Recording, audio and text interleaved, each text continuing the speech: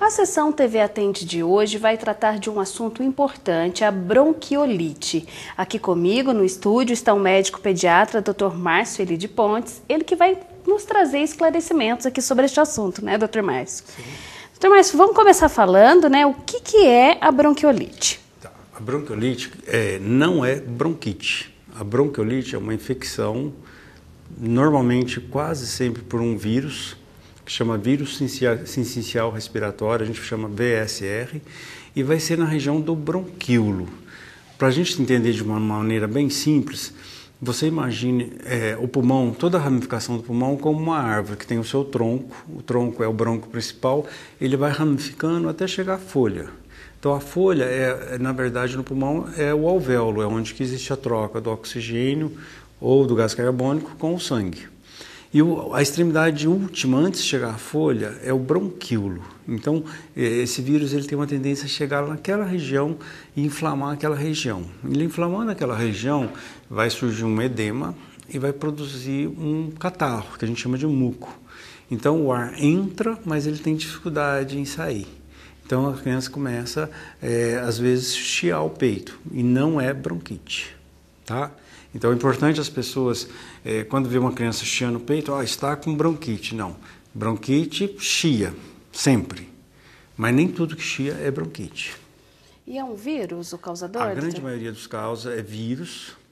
A maior incidência é menor de 2 anos de idade.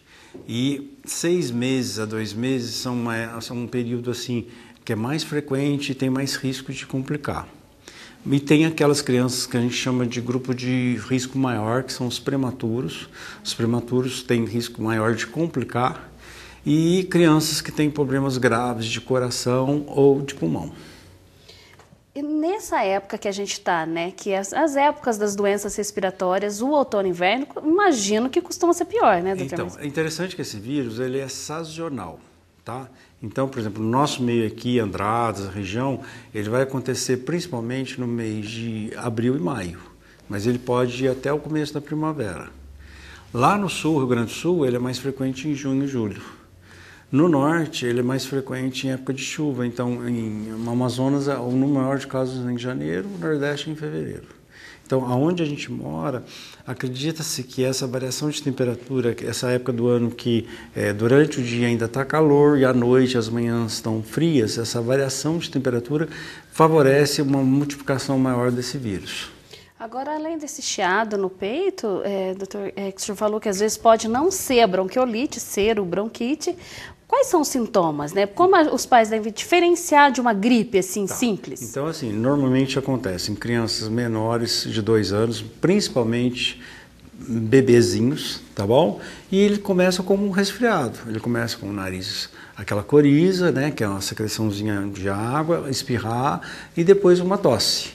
E muitos casos vão ser confundidos com um resfriado comum. E em alguns casos, 2, 3, 4 dias depois, a criança pode começar a ter febre e começar a ter falta de ar. Então, uma dificuldade em respirar. Então, desde chiar o peito, pode ficar muito gemente, que já são sinais assim que preocupa já. Então, todo nenenzinho que pegar um resfriado, o correto para os pais é levar ao médico, tá? Não automedicar. Tá? Eu vejo muito criança menor de 1 ano, as mães dando xarope, então xarope menor de 1 ano é proibido, é contraindicado, em alguns casos só com a receita do médico, tá? E o máximo que em casa as mães poderiam fazer é o uso do soro fisiológico. O soro fisiológico no nariz, principalmente para a criança na hora de mamar, ela não tem dificuldade para respirar, né? Na hora que ela está mamando, tá? É importante essa limpeza nasal, tá?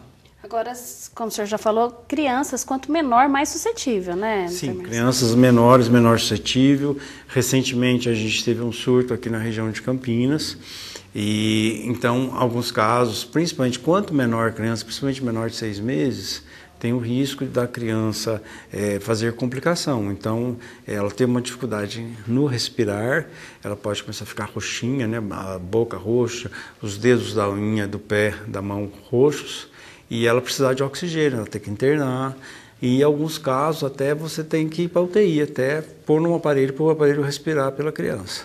Então, existe até risco de vida, né, nesses casos. Então, é importante conscientizar a população e também mecanismos de diminuir essa transmissão, porque esse vírus é muito contagioso. Então, a pessoa fala, eu saí, tomei uma friagem, ou outro tomou um sorvete e pegou a gripe, ou pegou um resfriado, e mesma coisa, um bebezinho tomou um vento. Então, a transmissão se dá pessoa a pessoa. Então, sempre tem que ter uma pessoa doente para transmitir. Só que a transmissão ela pode ser direta, eu estou perto de um bebê, eu estou espirrando, eu estou tossindo, eu mando o vírus para essa criança. Mas acontece às vezes assim que você está espirrando, você leva a mão no nariz, tá? Então, automaticamente o vírus vai para a mão, depois você põe a mão numa maçaneta ou pega um brinquedo, então o vírus vai ficar ali, tá? Em média 6 horas para ele morrer, tá? Então se chega uma outra pessoa, põe a mão na maçaneta, uma criança pega o brinquedo e automaticamente leva a mão na boca, no nariz ou no olho, ele contamina. Então a contaminação é por mucosas, então a boca, o olho e o nariz. E aí 3, 4 dias aparecem os sintomas, tá? Eles confundem muito com resfriado em crianças pequenas e eles acreditam que até 3 anos de idade toda a população de 3 anos já teve contato com esse vírus. Agora, eu imagino que os cuidados, né, porque os pais, para proteger seus filhos, devem ser esses básicos mesmo, né? Isso, que o senhor já mencionou. Lavar a mão, isso ainda continua importante. Antes de se você está doente, ter contato com uma criança, com uma outra pessoa.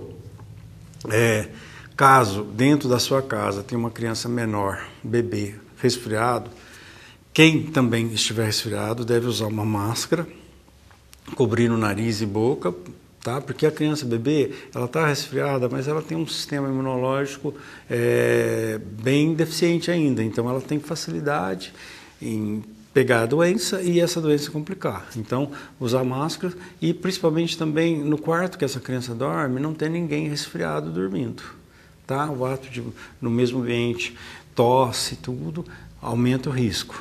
E, em especial, a bronquiolite também está ligado, maior índice, quando alguém fuma dentro de casa, que a gente chama de tabagismo passivo. Então, se tem alguém que fuma em casa, a gente recomenda, você vai fumar na rua, no quintal, mas não pode fumar dentro de casa. Não adianta você ir lá no banheiro, ir lá na cozinha fumar, porque essa fumaça vai espalhar por todos os cômodos da casa e a criança vai ser um fumante passivo. Então, isso favorece um risco maior de bronquiolite em crianças pequenas também.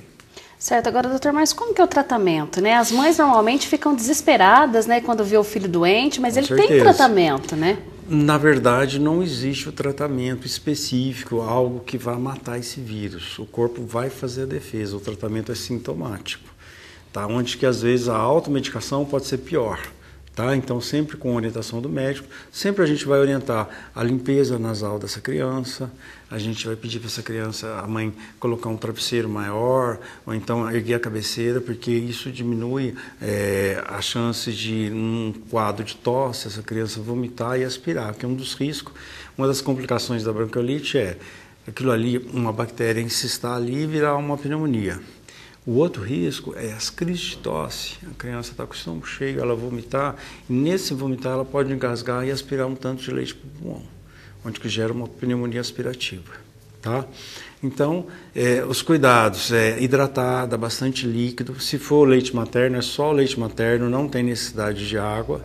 Tá? Geralmente a criança está com aquele quadro de coriza, espirrando, tossindo, mas o estado geral é bom. Então a gente sempre orienta, existem os sinais de alarme que você vai ficar ciente. Se o teu filho começar a ter febre, se ele começar a ter falta de ar, se ele começar a ficar roxinho, ou se ele começar a recusar a mamada, é para trazer imediatamente no médico, tá? Então são sinais que a gente sempre orienta que as mães... Por quê? Porque não é uma doença que de 2, 3 dias. Nessa idade, quanto menor o bebê, ela dura mais. Então ela pode durar 15 dias, às vezes até um mês. A criança está lá tossindo, está com o nariz escorrendo, mas sem complicar. Então, como o sistema de defesa é menor, então ele vai demorar mais tempo para conseguir voltar ao normal. E esses sintomas normalmente demoram quanto tempo? Então, os sintomas, normalmente, bebezinho, quando a gente pega 2 meses, 4 meses, a gente orienta uma média de 15 dias. E normalmente a gente pede para vir uma vez, pelo menos uma vez por semana, a gente acompanhar até essa criança curar. E orienta os sinais de alarme, né? Por exemplo, a criança começou a ter febre, a mãe vai dar um antitérmico, uma drogada antitérmico, no dia seguinte procurar o serviço de saúde ou o consultório particular para levar a criança. Automedicação nunca? Automedicação nunca. Um remédio para febre, tudo bem, tá? Então você vai usar uma dipirona, um paracetamol, uma gota por quilo, saber, tá? Mas sempre depois do dia seguinte levar para o médico ver, não é evitar. E um soro fisiológico também a gente libera. Inalação por conta própria deve ser evitada. O máximo que você pode fazer é colocar só soro na inalação. Mas assim que possível levar o médico para dar uma olhada. Certo, doutor Márcio, para encerrar, a gente está no período ainda de campanha da vacina contra a gripe, né? Sim. Ela ajuda na bronquiolite? Na bronquiolite não, mas ajuda a diminuir os casos de resfriados, de gripes, tá? Então a gente tem que diferenciar. A princípio a gente confunde resfriado e gripe. Então resfriado é aquele nariz escorrendo, espirrando, 2, 3 dias você está bem, você está trabalhando tudo. Agora a gripe é aquela que já vem um quadro bem intenso, é um quadro com febre, com dor no corpo, muitas vezes impede de trabalhar. Então a vacina é para esse caso, tá? Então crianças de 6 meses, a partir de 6 meses podem ser vacinadas e devem ser vacinadas contra a gripe. Tá? Quando é a primeira vez que a criança vai vacinar, ela toma 2 doses, é uma dose, 30 dias depois uma segunda dose, e aí anualmente, tá? Então, pelo serviço público, até ela fazer o aniversário de 5 anos. Então, ela fez 5 anos, ela já não entra no grupo para fazer a vacina, exceto aquelas crianças que têm, que a gente chama comorbidades, quer dizer, fatores que podem fazer uma gripe piorar. Então, por exemplo, quem tem asma, quem tem problemas cardíacos, tá? Tem indicação de fazer, diabéticos tem indicação de realizar a vacina também. Muito bem. Doutor Márcio, eu agradeço a sua presença, o senhor que sempre está disponibilizando um tempinho aí para esclarecer as dúvidas dos nossos telespectadores. Eu agradeço novamente pelo convite, mas assim, é uma forma que hoje em saúde é muito importante a informação. Então é importante a informação chegar até a pessoa e entender melhor as doenças e saber também quando procurar o médico, tudo, né? Então, essa atividade que a TV Onderadas tem é extremamente importante para a população, para divulgar a informação em saúde. Ok, obrigada. Hoje nós recebemos aqui em nossos estúdios do TV Atende, o Dr. Márcio Eli Pontes, médico pediatra, que falou sobre bronquiolite.